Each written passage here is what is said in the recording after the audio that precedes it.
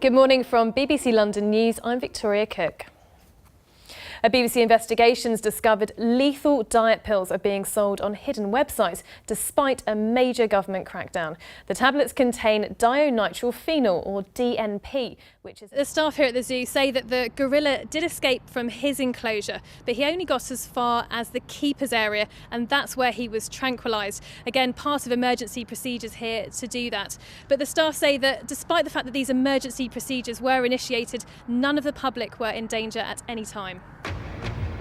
Welcome to South Today. Tonight we're live from what's being described as a major incident at Didcot Power Station. Part of Didcot A has collapsed, killing one person and leaving others seriously injured. Tonight, search and rescue teams are combing the rubble, searching for 3 people who are still missing. Victoria. Well, the trial has started with the prosecution outlining what they say happened to Jayden. They described her relationship with Ben Blakely as controlling and that he persistently used force against her. Good evening. A mother of 4 has today been convicted of helping to plot an arson attack in Oxford, which led to the deaths of 2 young children. Fiaz Munshi was found not guilty of murder, but guilty of manslaughter. In a moment, we'll hear from the victim's family. But first, Peter Cook is at Oxford Crown Court. Peter, this case goes back several years. Here in Camden, officers are going undercover. They're dressing like regular commuters on bikes, and they're watching to see if cars are travelling too closely to cyclists. They say that's under 1.5 meters. For the drivers that are caught, it could mean a warning, or it could mean being prosecuted for undue care and attention.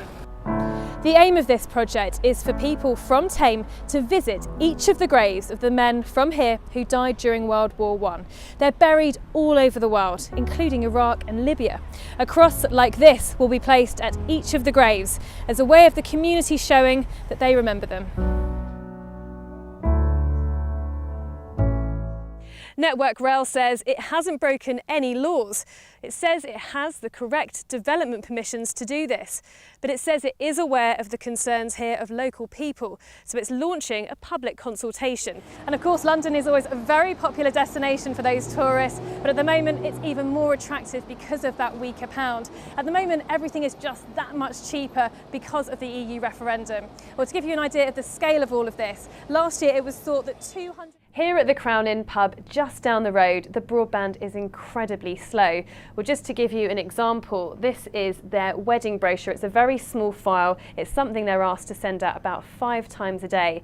Now, most of us would be used to this sending instantly when I press this button, but as you can see from this, it's just stalling. It's not until you stand beside this road that you can appreciate just how dangerous it can be. The local authorities say that has to change.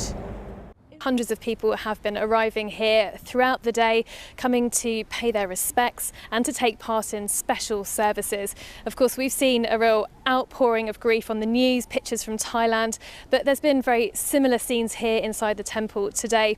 Well, joining me now is one of the monks from the temple, Batsakorn Pier Basso. Thanks for joining us. You're welcome. The king meant an awful lot to people in Thailand, but to the Thai community here in London. Tell us why. Well, it doesn't matter where you are, and you're still Thai, but as a... If all the post in the country was put in a giant post bag, 3% of it would come through here in Swindon. And to give you an idea of the scale of this, it's 3.5 million letters and 350,000 parcels processed every day. The dogs that are currently here won't be the ones that detect malaria. They've all got specific jobs already. They'll soon be joined by some new friends and they'll be the ones trained up to sniff out the disease. But those trials won't start until later this year. Victoria Cook, BBC South Today. Big Chick doesn't have a name, and that's because they don't know whether it's a boy or a girl. It's going to take another 6 months before he or she is old enough, and then they can test its DNA and work out its sex. And then he or she can get an appropriate name.